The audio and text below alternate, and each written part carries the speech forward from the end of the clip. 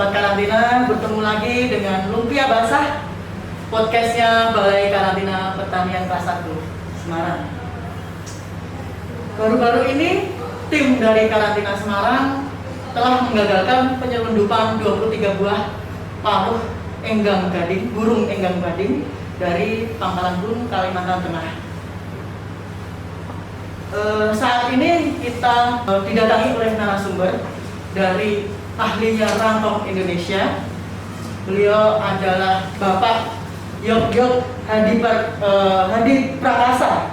Kita panggil Pak Yogi atau Mas Yogi? Yogi saja. Oh, Pak Yogi. Beliau adalah pendiri dan peneliti utama dari Yayasan Rekam Nusantara yang kantornya ada di Bogor. Beliau meneliti dan aktif di konservasi rangkong di Indonesia sejak tahun 1999. Dan yang selanjutnya beliau adalah Direktur Perhimpunan Ornitologi Indonesia sejak tahun 2011. Selamat sore, Pak Yogi.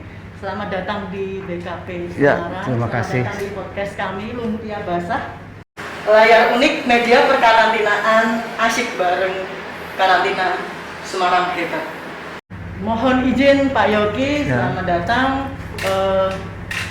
Di adanya berita yang viral sekarang ini, kami dari tim Semarang telah menggagalkan 23 paruh enggang gading. Sebenarnya enggang gading itu seperti apa sih? Burung enggang gading itu di Indonesia seperti apa? Mohon dijelaskan kepada kami semua, terutama sobat-sobat karantina, bagaimana sih sebenarnya paruh enggang gading? Baik, terima kasih sudah diberikan kesempatan di acara yang unik menurut saya, Lumpia Basah ya. Dan mudah-mudahan bisa memberikan berbagi informasi untuk kawan-kawan di Balai Karantina. Nah, terkait dengan rangkong gading atau enggang gading, sedikit saya ingin menyampaikan bahwasannya rangkong gading ini adalah salah satu jenis burung yang berasal dari kelompok rangkong, dalam bahasa Latinnya familinya itu adalah Bucerotidae, gitu ya. Nah, di Indonesia itu ada 13 jenis, ya, 13 jenis rangkong, dan salah satunya adalah rangkong gading atau enggang gading. Dan Indonesia ini merupakan negara terpenting kalau kita bicara konservasi rangkong. Dan juga di Indonesia merupakan rumah dari 3 jenis endemik. Artinya di dunia itu hanya ada 3 jenis rangkong yang ada ditemukan di dunia di Indonesia. 2 di Sulawesi dan 1 di Sumbar. Nah, rangkong gading sendiri ini di antara semua jenis keluarga rangkong gading yang di Indonesia maupun di dunia saat ini ada 64. Sebagian ada di Afrika dan sebagian ada di Asia, tapi Asia jumlahnya paling banyak. Nah, dari jumlah yang banyak di dunia, rangkong gading ini paling unik. Uniknya apa? Pertama, dari semua jenis rangkong dan juga burung, hanya satu-satunya yang memiliki bagian anggota tubuhnya di kepala itu dia pada, ya. Nah, pada inilah yang telah menjadi incaran sejak zaman dinasti Ming, gitu ya. Nah, pada gitu ya, diperkirakan 13% berat tubuhnya itu ada di bagian kepala. Jadi makanya tidak ditemukan di jenis rangkong lainnya.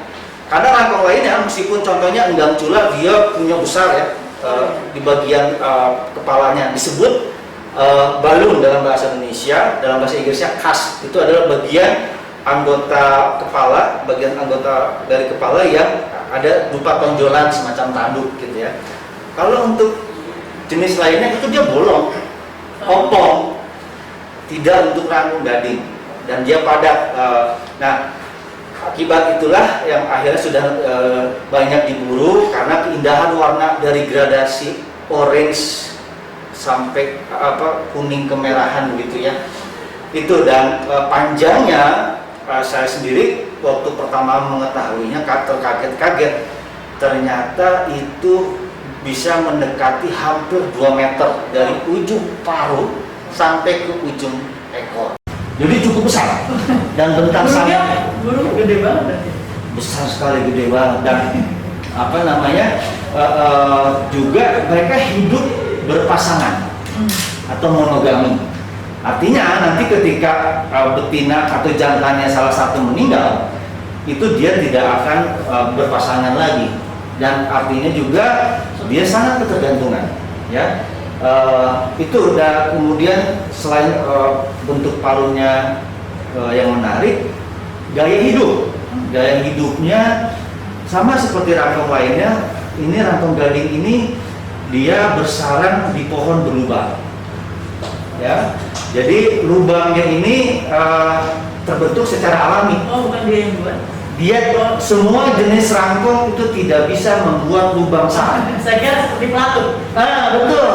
Justru pelatuk lah yang membuat pertama. Membuat pertama, kemudian busuk menjadi besar, baru rangkong bisa masuk. Gitu. Nah, karena mereka tidak bisa membuat, akhirnya mereka mencari yang alami. Ya. Nah, ketersediaannya itu sangat sedikit. Ya, kalau untuk rangkong gading mereka butuh pohon minimal itu yang lebarnya 1 meter. Jadi pohon yang sangat tua, besar. Ya. Dan itu yang menarik dan kemudian selanjutnya meskipun paruhnya terlihat tajam, besar, makanannya adalah buah. Ya, buah dan buah beringin itu yang paling favorit bagi mereka. Gitu ya. Dan kenapa buah beringin? Karena ternyata buah beringin itu kalsiumnya sangat tinggi. Jadi buat pertumbuhan paruh dan balungnya. Mungkin itu untuk rangkong gading dan keunikannya ya. Gitu. Dan juga mereka membutuhkan 6 bulan untuk bersarang, hanya menghasilkan 1 anakan. Jadi sangat lambat gitu ya. Itu yang menjadikan kenapa rangkong gading ini sangat terancam punah. Selain tadi perilakunya yang menarik, perburuannya juga yang sangat mematikan. Nah, karena perburuan ini tidak ada toleransi, karena langsung mati, gitu ya, karena dipotong kepalanya dan diperdagangkan untuk pasar internasional di Tiongkok sana. Jadi pasarnya cuma hanya ke Tiongkok ataukah bisa ke negara lain gitu? Sejauh ini pasar utamanya adalah Tiongkok. Ya, di domestik kalaupun ada itu sangat minim. Kalau untuk rekam Nusantara Foundation sendiri, Bapak bisa diceritakan sedikit tentang Foundation ini, sejak kapan berdiri, terus bergerak di bidang apa? Gitu. Karena kita kan masyarakat juga pengen tahu sebenarnya apa sih Foundation ini. Ya, bisa terbentuk itu betul. Bagaimana ceritanya? Yayasan Rekam Nusantara, lengkapnya Yayasan Rekam Jejak Alam Nusantara, berdiri di tahun 2013 di Bogor, didirikan oleh 6 orang penggiat konservasi dan media. Ya, salah satunya adalah saya. Itu dengan visi dan misi karena kami melihat Indonesia itu sangat indah. Indah alam, indah manusia, indah budaya. Tapi seringkali karena keserakahan, karena ketidakarifan, keindahan itu semakin rusak dan sebagainya. Dan juga tanpa sempat kita mendokumentasikan dengan baik gitu ya. Makanya kami mencoba melalui mendirikan Rekam Nusantara ini berharap bisa merekam Nusantara yang kaya, Nusantara yang beragam masyarakatnya, beragam flora dan faunanya, supaya bisa dimanfaatkan bagi generasi sekarang dan masa yang akan datang. Nah, kami percaya bahwasannya dengan merekam ini, kemudian melakukan penelitian, kemudian melakukan kampanye, komunikasi, itu harapan kami bisa menciptakan generasi Indonesia yang peduli dan bisa mengapresiasi, bisa lebih bijak terhadap kekayaan yang kita miliki di Indonesia. Saat ini kami sudah ada memiliki unit-unit kerja di dalam Rekam Nusantara Foundation. Salah satunya adalah pertama itu ada Indonesian Nature Film Society. Jadi unit inilah yang berfungsi untuk membuat dokumenter, film-film dokumenter, dan kita sudah menghasilkan banyak film dokumenter. Kemudian itu untuk yang dokumenter ya. Kemudian yang kedua, unit unit kajian dan konservasi. Nah, di dalamnya itu ada Rangkong Indonesia. Ya, kebetulan saya adalah peneliti utamanya yang fokus untuk konservasi rangkong di Indonesia. Kemudian yang kedua, yang baru-baru ini adalah unit marine untuk kelautan khusus untuk perikanan yang berkelanjutan. Baru-baru ini kami juga baru merilis Indonesia Fisheries Resource Center ya, dan harapannya juga ini bisa menjadi inisiatif bersama, dan saat ini juga sedang bekerja sama dengan pemerintah Provinsi Jawa Tengah untuk perikanan berkelanjutan. Dan juga kami baru meluncurkan, nah ini juga mungkin nanti relevan untuk di kawan-kawan di karantina, kami baru meluncurkan buku identifikasi ikan kerapu. Jadi semua jenis kerapu di Indonesia itu sudah dibuatkan buku panduannya, gitu. Nah ini penting. Dan juga di Rangkong Indonesia kami baru meluncurkan panduan identifikasi rangkong baru Kalimantan, tapi itu bisa dimanfaatkan juga. Nah itu dua. Kemudian juga saat ini kami ada satu unit baru yang akan segera bekerja dan sudah bekerja, itu adalah Natural Resources Crime Unit. Jadi yang berhubungan dengan kejahatan sumber daya alam. Nah, salah satunya ini sumber daya untuk rangkong ya. Jadi itu kurang lebih untuk Rekam Nusantara. Menurut Pak Yogi dari tim Rekam Nusantara, bagaimana sih kondisi masyarakat Indonesia sendiri tentang aware-nya mereka tentang satwa-satwa yang memang harus kita dilindungi. Betul. Menurut Pak Yogi seperti apa, dan harapannya itu seperti apa sih? Gitu. Ini memang tantangannya masih tinggi ya. Kita harus tidak boleh patah semangat untuk selalu mengkampanyekan, memberikan penyadaran bahwasannya Indonesia itu kaya, Indonesia itu punya satwa-satwa yang unik dan khas. Ya, dan karena terancam itu dilindungi, dan saat ini kondisinya masih minim pengetahuannya.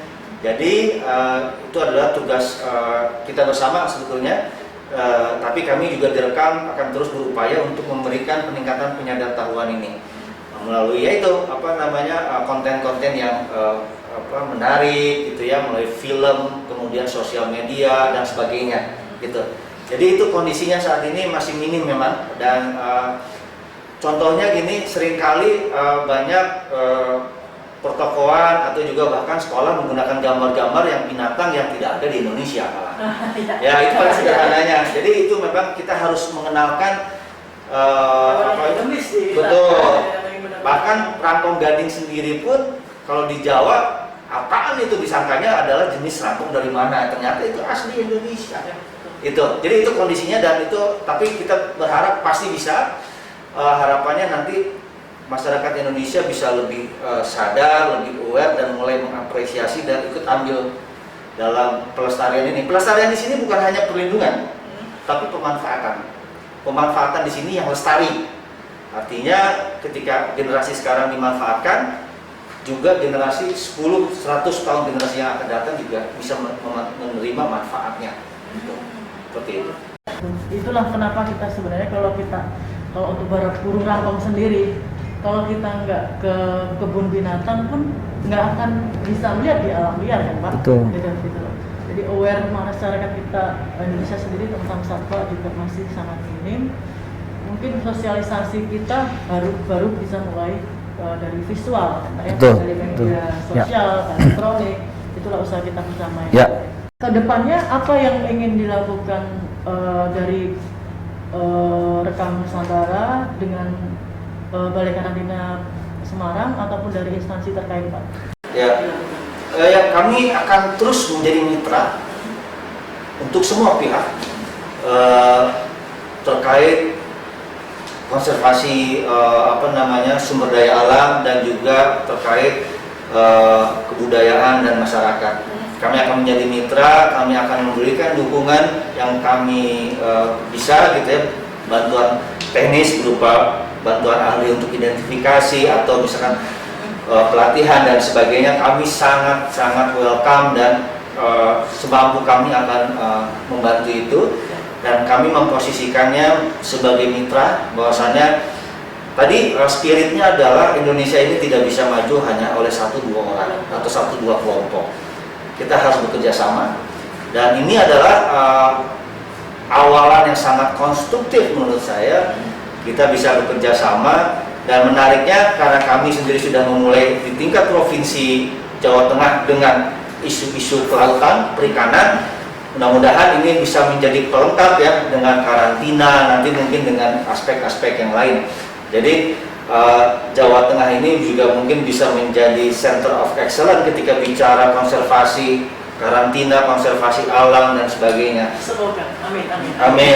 Meskipun mungkin secara hutan dan sebagainya tidak banyak lagi, tapi bukan berarti karena manusianya juga banyak di sini. Justru di situ agen berubahnya. Ya, Itu betul, mungkin betul. dari saya.